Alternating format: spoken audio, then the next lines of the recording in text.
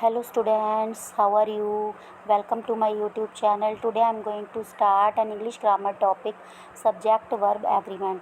Okay students, इस video में मैं आपको सब्जेक्ट वर्ब एग्रीमेंट से रिलेटेड कुछ रूल्स बताने जा रही हूँ। फर्स्टली, जिन्होंने मेरा चैनल जो है सब्सक्राइब नहीं किया, प्लीज़ मेरा चैनल सब्सक्राइब करें, क्योंकि इसमें आगे मैं और भी वीडियोस अपलोड करने वाली हूँ इंग्लिश ग्रामर से related and class 7th math से रिलेटेड। तो टॉपिक स्टार्ट करते हैं स्टूडेंट्स। आज का टॉपिक क्या है हमारा? Subject verb agreement rules with example. Let's begin with the 12 most common and important rules of subject verb agreement. Students, अगर हम देखें तो सब्जेक्ट वर्ब एग्रीमेंट के जो रूल्स हैं वो काउंटलेस हैं, ठीक है ना, लेकिन जो मेन कॉमन और इम्पॉर्टेंट रूल्स हैं तो इस वीडियो में उनके बारे में ही मैं आपको डिस्कस कर रही हूँ। तो स्टार्ट करते हैं। देखो, हमारा फर्स्ट रूल क्या है? Rule first is a singular subject goes with a singular verb, यानी एक सिंगुलर सब्जेक्ट के साथ हमेशा एक सिंगुलर वर्ब का ही यूज़ होता है, ठीक है ना स्टूडेंट्स। जब भी सिंगुलर सब्जेक्ट गिवन होगा तो हम सिंगुलर वर्ब का ही यूज़ करेंगे। देखो, यहाँ पे आपको 2 सेंटेंसेस गिवन है, एक इनकरेक्ट है और एक करेक्ट है, तो आपको क्लियर हो जाएगा। देखो, Sohra play the guitar every day. अब यहाँ पे जो सोहरा है वो एक सब्जेक्ट है, और कौन सा सब्जेक्ट है? वो एक सिंगुलर सब्जेक्ट है, तो उसके अकॉर्डिंग तो यहाँ पे प्लेज लगना चाहिए, लेकिन यहाँ पे प्ले जो है यूज़ किया गया है, तो ये एक इनकरेक्ट सेंटेंस है, क्योंकि प्ले एक प्लूरल वर्ब है, ठीक है। एसोरियस हम कहाँ लगाते हैं? सिंगुलर सब्जेक्ट के साथ, ठीक है ना, बट यहाँ सिंगुलर सब्जेक्ट के साथ प्ले यूज़ किया गया है। It means it is an incorrect sentence. तो करेक्ट सेंटेंस क्या होगा? Sohra pledge the guitar every day, क्योंकि सोहरा सिंगुलर सब्जेक्ट है और प्लेज जो है वो भी सिंगुलर वर्ब है। तो फर्स्ट रूल आपका यही है कि सिंगुलर सब्जेक्ट के साथ जो है सिंगुलर वर्ब का ही यूज़ होता है। सेकेंड रूल पे चलते हैं। देखो, सेकेंड रूल क्या है? The second rule of subject verb agreement is as follows: a plural subject goes with a plural verb. देखो, फर्स्ट रूल में क्या था कि सिंगुलर सब्जेक्ट के साथ जो है सिंगुलर वर्ब का यूज़ किया जाता है, और सेकंड रूल हमारा है कि प्लूरल सब्जेक्ट के साथ हमेशा प्लूरल वर्ब का ही यूज़ किया जाता है, ठीक है। तो देखो, सेंटेंसेस गिवन है, यहाँ भी एक इनकरेक्ट सेंटेंस है और एक करेक्ट सेंटेंस है। They plays the guitar every day. अब दे यहाँ पे क्या है? एक प्लूरल सब्जेक्ट है, तो उसके साथ प्लूरल वर्ब का यूज़ होना चाहिए, लेकिन प्लेज जो है वो सिंगुलर वर्ब है, ठीक है। तो it is an incorrect sentence. Correct क्या आएगा students? They play the guitar every day. तो दे के साथ क्या यूज़ करेंगे हम? प्लूरल वर्ब, यानी प्ले का यूज़ किया गया यहाँ पे, ठीक है। तो ये सेंटेंस करेक्ट है। प्लूरल सब्जेक्ट के साथ प्लूरल वर्ब का यूज़ करेंगे और सिंगुलर के साथ सिंगुलर का यूज़ करेंगे। थर्ड रूल हमारा देखो क्या है? थर्ड रूल पे चलते हैं। The next rule of subject verb agreement says that if in a sentence 2 or more nouns or pronouns are connected using and, then the verb used will be plural। यानी इसमें हमें ये बता रहे हैं कि अगर एक सेंटेंस में हमें 2 और मोर देन 2 नाउन्स और प्रोनाउंस गिवन है और उन्हें कनेक्ट किया गया है एंड के साथ, तो वहाँ पे हम प्लूरल वर्ब का यूज़ करेंगे। कौन से वर्ब का यूज़ करेंगे? प्लूरल का, ठीक है। अब यहाँ भी 2 सेंटेंसेस गिवन है, इनकरेक्ट और एक करेक्ट। राहुल एंड अनेका इज़ सिबलिंग्स। अब यहाँ देखो, राहुल एंड अनेका, तो ये इन दोनों को कंबाइंड करके ये दोनों जो है एक प्लूरल सब्जेक्ट बना रहे हैं, ठीक है ना। राहुल एंड अनेका 2 हो गए ना, तो प्लूरल सब्जेक्ट के साथ प्लूरल वर्ब का यूज़ किया जाना चाहिए, लेकिन यहाँ तो इज़ का यूज़ किया है, तो ये भी एक इनकरेक्ट सेंटेंस है। यहाँ आर लगेगा, ठीक है ना, आर का यूज़ होना चाहिए।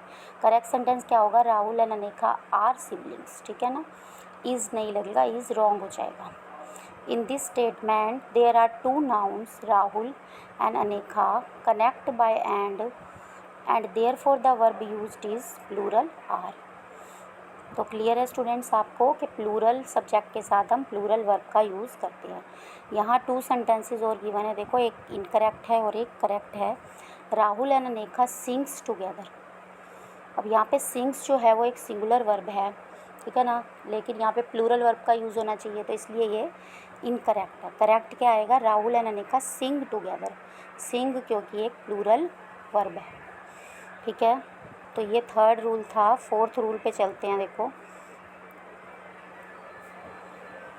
The next rule of subject verb agreement focuses on the use of or nor. If in a sentence two or more nouns or pronouns are connected using or nor, then the verb used will be singular.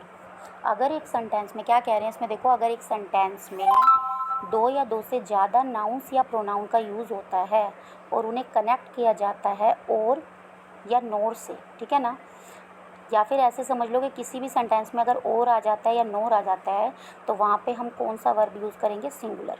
ठीक है ना, क्योंकि और का मतलब क्या होता है, या। ठीक है ना, तो देखो यहाँ भी इनकरेक्ट और करेक्ट सेंटेंस गिवन है।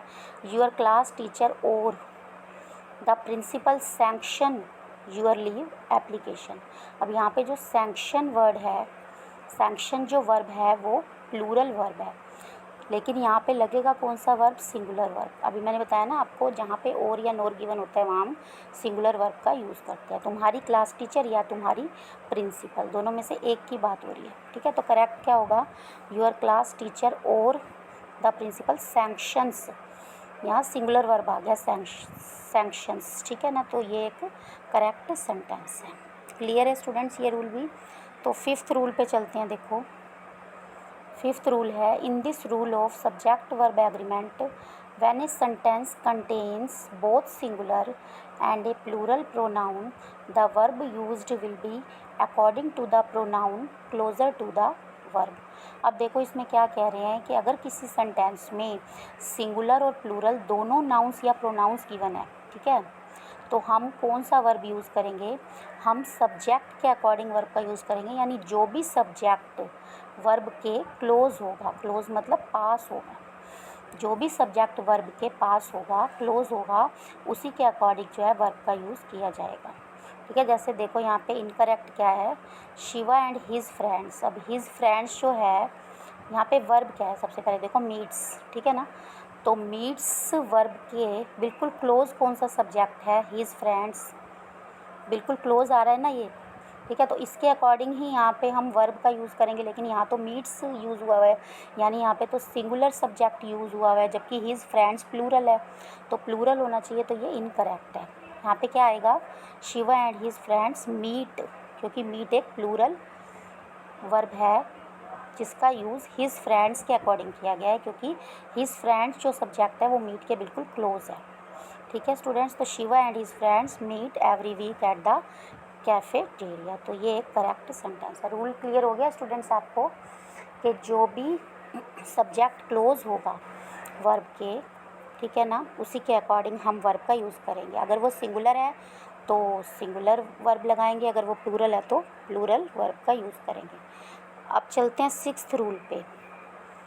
सिक्स्थ देखो क्या है, singular pronoun uses does not and a plural one uses do not, but there is an exception to this rule. This rule of subject verb agreement explains that do not is used with the singular pronouns I and you instead of does not as it ideally should be.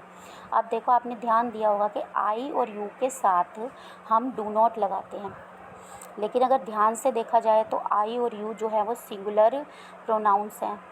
ठीक है ना, वैसे हम singular के साथ क्या use करते हैं, S C S. It means negative और इंटेरोगेटिव में हम क्या लगाते हैं, does not. He, she, it और सिंगुलर के साथ हम डज़ नॉट का यूज़ करते हैं, लेकिन हम आई और यू के साथ जो है डू नॉट का यूज़ करते हैं। ये इसकी एक्सेप्शन है। ठीक है, देखो यहाँ पे 2 सेंटेंसेस गिवन है, इनकरेक्ट और correct. She do not eat ice cream. She जो है वो क्या हो गया, सिंगुलर, तो शी के साथ क्या यूज़ होता है, डज़ नॉट, तो ये इनकरेक्ट है। करेक्ट क्या आएगा, she does not eat ice cream. ठीक है, in this statement she is singular, क्योंकि शी सिंगुलर है एंड देयर फॉर ये verb does not will be used. ठीक है स्टूडेंट्स, नेक्स्ट देखो, और भी आपको नीचे एग्जांपल गिवन है। They does not eat ice cream, is it right, no it is wrong. They के साथ कभी भी हम डज नॉट नहीं लगाते, दे के साथ हम डू नॉट का यूज़ करते हैं, क्योंकि दे एक प्लूरल सब्जेक्ट है। ठीक है। और मैंने टेंस की वीडियो में भी आपको क्लियर किया था प्रेजेंट इंडेफिनिट टेंस में कि डू नॉट और डज़ नॉट का यूज़ कहाँ कहाँ होता है, ठीक है ना। प्लूरल के साथ हम डू नॉट लगाते हैं और सिंगुलर के साथ हम डज़ नॉट का यूज़ करते हैं। अब देखो यहाँ इसकी एक्सेप्शन जो है वो और भी अच्छे से क्लियर हो जाएगी। देखो आई डज़ नॉट ईट आइसक्रीम, ठीक है ना। तो ये डज़ नॉट जो है वो रॉन्ग है। I do not eat ice cream. I है तो सिंगुलर सब्जेक्ट, लेकिन हम डू नॉट यूज़ करेंगे आई और यू के साथ, ठीक है। In this statement I is singular pronoun but do not will be using along with it instead of does not and that's why it is an exception, ठीक है students. ये मैंने आपको क्लियर कर दिया। नेक्स्ट 7th रूल पे चलते हैं। देखो 7th रूल क्या है। In case a sentence has an additional phrase the verb should always agree with the subject of the statement and not be influenced by the pronouns or nouns of the additional phrase। अब देखो कई बार हमें sentence में कोई additional phrase given होती है students, ठीक है। तो हम उस एडिशनल फ्रेज़ को नहीं देखेंगे, हम ओनली सब्जेक्ट को देखेंगे। हम सब्जेक्ट के अकॉर्डिंग चलेंगे कि सब्जेक्ट सिंगुलर है या प्लूरल है, मतलब हम उस एडिशनल फ्रेज़ को ऐड नहीं करेंगे सब्जेक्ट में, ठीक है। देखो यहाँ पे सेंटेंस से आपको क्लियर हो जाएगा। This book as well as all the other books of this writer are boring. तो यहाँ पे आर जो लगाया गया है वो रॉन्ग है, क्योंकि यहाँ पे सिंगुलर वर्ब का यूज़ किया जाएगा, क्योंकि हमने जो ये वर्ब का यूज़ किया है वो दिस बुक के अकॉर्डिंग किया है, ठीक है ना। हमने ऑल दी अदर बुक्स इसमें ऐड नहीं किया गया, क्योंकि as well as all the other books जो है वो एक एडिशनल फ्रेज़ है और एडिशनल फ्रेज़ को हम ऐड नहीं करते सब्जेक्ट में। करेक्ट क्या आएगा, this book as well as all the other books of this writer is. यहाँ पे कैसे वर्ब का यूज़ किया जाएगा, सिंगुलर वर्ब का, ठीक है ना, ओनली दिस बुक के अकॉर्डिंग, ठीक है स्टूडेंट्स। क्लियर है आपको। नेक्स्ट रूल 8 पे चलते हैं। रूल 8 देखो क्या है। The next rule of subject verb agreement is about the use of each one, either, neither, every one, everybody, anybody, anyone, nobody, somebody, someone and no one as words which are singular in nature and therefore will always use a singular verb. ऊपर जितने भी आपको words given है students, ठीक है, each one, either, neither, everyone, everybody, anybody, anyone, nobody, somebody, someone and no one, ये सभी words जो हैं वो सिंगुलर नेचर के होते हैं, यानी इनके साथ हमेशा सिंगुलर वर्ब का यूज़ होता है, ध्यान रखना, प्लूरल का यूज़ नहीं होता, ठीक है ना। तो देखो यहाँ पे each one of you are, यहाँ पे जो आर है वो रॉन्ग है, ठीक है, क्योंकि हमें ईच वन गिवन है तो हम यू के साथ भी इज़ का ही यूज़ करेंगे, चाहे यू हो, चाहे ही हो, चाहे शी हो। मतलब अगर इनमें से कोई भी वर्ड हमें गिवन होगा किसी भी सेंटेंस में तो हम उसमें सिंगुलर वर्ब ही लगाएंगे। तो नेक्स्ट करेक्ट सेंटेंस क्या होगा, each one of you is going to give a live presentation, ठीक है। In this statement each one is used and therefore the singular verb is will be used, ठीक है। अब देखो नीचे नाइदर वन गिवन है, neither one of you are allowed to go home, तो यहाँ भी आर जो है वो रॉन्ग है, यहाँ भी हम इज़ का यूज़ करेंगे, neither one of you is allowed to go home. तो ये एक करेक्ट सेंटेंस है। क्लियर है। ये वर्ड्स माइंड में रखने पड़ेंगे आपको कि कौन कौन से वर्ड्स हैं जिनके साथ हम सिंगुलर वर्ब का यूज़ करते हैं। अब चलते हैं रूल 9 पे। मास nouns like civics, mathematics, dollars, missiles and news which cannot be counted use singular verbs under the rules of subject verb agreement। तो स्टूडेंट्स कई वर्ड्स हैं, कई मास नाउन्स होते हैं जैसे civics, mathematics, dollars, micelles, news, तो इन्हें हम हमेशा सिंगुलर वर्ब के अकॉर्डिंग ही यूज़ करते हैं, यानी इनके साथ हमेशा सिंगुलर वर्ब ही लगाते हैं। जैसे देखो मैथमेटिक्स आर नहीं आएगा, आर यहाँ पे रॉन्ग है, ठीक है। मैथमेटिक्स के साथ आएगा is, mathematics is my favourite subject, ठीक है ना। तो ध्यान रखना कि कुछ जो है नाउन्स ऐसे होते हैं जो हमेशा सिंगुलर वर्ब के साथ ही यूज़ होते हैं। जैसे कोई लैंग्वेज आ जाए, Hindi is my favourite subject, ठीक है ना, English is my favourite subject. तो इस तरह से ये वर्ड्स ध्यान में रखने पड़ेंगे आपको। रूल 10 पे चलते हैं। देखो रूल 10 क्या कह रहा है। In English there is a set of nouns called pluralia tantum. English में सेट ऑफ नाउन्स होते हैं स्टूडेंट्स, ठीक है, जिनको हम क्या कहते हैं, pluralia tantum, which does not have a singular form, यानी जिनकी सिंगुलर फॉर्म नहीं होती उन्हें हम हमेशा प्लूरल में यूज़ करते हैं। और एग्जांपल क्या है इसके, देखो जैसे trousers, seizures, pants etcetera. Such nouns always use A plural verb.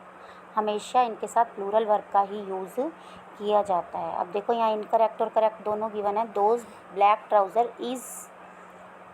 Black trousers is mine, ये रॉन्ग है, ठीक है ना, यहाँ इसका यूज़ नहीं होगा।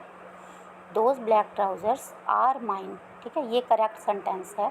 अभी मैंने ऊपर बताया ना, ये सेट ऑफ नाउन्स प्लूरले टेंटम कहलाते हैं और इनके साथ हमेशा प्लूरल वर्ब का यूज़ किया जाता है, ठीक है। अब चलते हैं हम 11th रूल पे। देखो 11th रूल क्या है। In this rule of subject verb agreement collective nouns like class, committee, family, group etcetera take on singular verb. Students ये ध्यान रखना, जब भी कलेक्टिव नाउन का यूज़ होता है कहीं भी तो उसके साथ हम हमेशा सिंगुलर वर्ब का यूज़ करते हैं, ठीक है ना। जो मैंने 10th रूल बताया है ना, वो नाउन्स अलग हैं, ठीक है, वो मास नाउन्स हैं, सेट ऑफ नाउन्स है जिनके साथ हम हमेशा प्लूरल वर्ब का यूज़ करते हैं, लेकिन ये कलेक्टिव नाउन है, ठीक है। तो कलेक्टिव नाउन्स के साथ हमेशा सिंगुलर वर्ब का यूज़ होता है। जैसे देखो द हिस्ट्री क्लास स्टार्ट, तो क्लास जो है वो यहाँ पे कलेक्टिव नाउन हो गया, लेकिन यहाँ पे स्टार्ट जो है वो प्लूरल वर्ब है, तो ये रॉन्ग है। यहाँ पे सिंगुलर वर्ब का यूज़ होगा। The history class starts at 9 AM, ये करेक्ट है। In this statement history class is a collective noun and therefore the singular noun starts will be used along with, ठीक है। बस आपको कलेक्टिव नाउन ध्यान में रखना है कि उसके साथ हम सिंगुलर वर्ब का यूज़ करते हैं। अब हमारा जो लास्ट रूल है वो क्या है, देखो the number of subject is not influenced by expressions like accompanied by, in addition to or including. If the subject is singular, the verb will also be singular and it will remain so irrespective of such expressions. Student इससे मिलता जुलता rule जो है मैंने अभी पीछे clear किया आपको, ठीक है। जैसे मान लो कभी कोई एडिशनल फ्रेज़ या फिर कुछ एक्सप्रेशंस जो है वो सेंटेंस में ऐड कर दी जाती हैं, तो वो हम सब्जेक्ट के साथ ऐड नहीं करते, ठीक है। देखो जैसे यहाँ पे एक इनकरेक्ट सेंटेंस गिवन है, Neha accompanied by her sister are going. अब यहाँ पे जो आर है वो गलत है, वो रॉन्ग है, क्योंकि यहाँ पे प्लूरल वर्ब का यूज़ नहीं होगा, यहाँ पे सिंगुलर वर्ब का यूज़ होगा। क्योंकि जो हमें एक्स्ट्रा में एडिशनल फ्रेज़ या एक्सप्रेशंस गिवन होती हैं वो हम सब्जेक्ट में ऐड नहीं करते, ये चीज़ ध्यान रखना। तो करेक्ट सेंटेंस क्या बनेगा यहाँ, Neha accompanied by her sister is going to perform today, क्योंकि यहाँ पे ओनली नेहा की बात हो रही है, ठीक है ना, तो नेहा के साथ हम इज़ ही लगाएंगे। In this statement the subject Neha is singular and therefore the verb used is also singular. Is the phrase accompanied by has no impact on the verb, क्योंकि जो फ्रेज़ है अकम्पनीड बाय है उसका कोई भी इम्पैक्ट वर्ब पे नहीं पड़ेगा, ठीक है स्टूडेंट्स। तो ये 12 रूल थे सब्जेक्ट वर्ब एग्रीमेंट से रिलेटेड। आई होप आपको अच्छे से क्लियर हो गए होंगे। अब मेरी नेक्स्ट वीडियो में मैं आपको सब्जेक्ट वर्ब एग्रीमेंट से रिलेटेड एक्सरसाइज जो है वो डिस्कस करूँगी। Okay students, thank you.